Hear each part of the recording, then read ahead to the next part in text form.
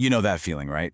That instant, almost magnetic pull you feel toward a complete stranger even before a single word is spoken? Well, we're going to dive into the hidden ancient science behind that very first spark. We're talking about what's really going on in your head when you decide someone is attractive in those first few seconds.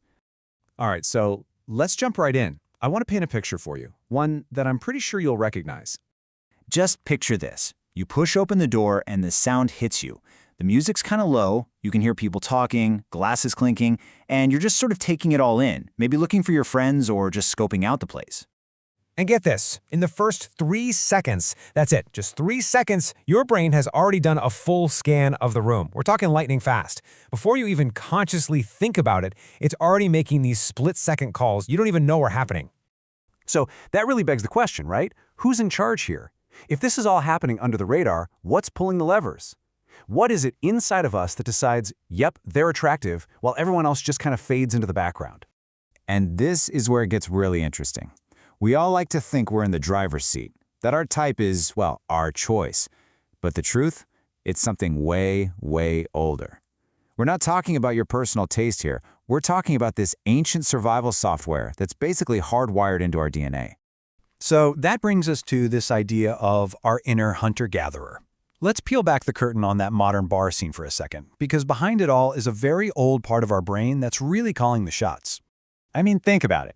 Your brain in that split second isn't looking at what brand of jeans someone is wearing or if their haircut is on trend. Nope, it's doing something much more fundamental. It's running a full-on primal health check, searching for these really deep biological clues that have mattered for hundreds of thousands of years. Okay, so what are these signals? What exactly is our ancient brain looking for? Because this is not random at all. It's like a high-stakes hunt for super specific information, and it's all happening without anyone saying a single word. And it starts with this number, 0.7. This right here is one of the most powerful signals of them all. Seriously, just 0.7. What on earth could that mean? Well, that number is the waist-to-hip ratio. Yeah, it's just a simple measurement. You take the waist circumference and divide it by the hip circumference. But to that ancient part of our brain, oh, it's like striking gold. It's an absolute treasure trove of information. And here's why it's such a big deal. That 0.7 ratio, it's basically a giant flashing billboard that screams high estrogen and peak fertility. You have to remember, for our ancestors, the name of the game was survival and passing on their genes. So, seeing that ratio, it was like getting a stock tip for the safest, most secure genetic investment you could make. But hold on, this isn't just a one-way thing. Not at all. While the male brain is kind of programmed to look for that 0.7 number, the female brain is doing its own scan, looking for totally different but equally vital clues. We're talking things like broad shoulders, a clear signal of strength and the ability to protect, and another huge one, facial symmetry. So let's talk about facial symmetry for a sec. This isn't just about being pretty or handsome like we think of it today.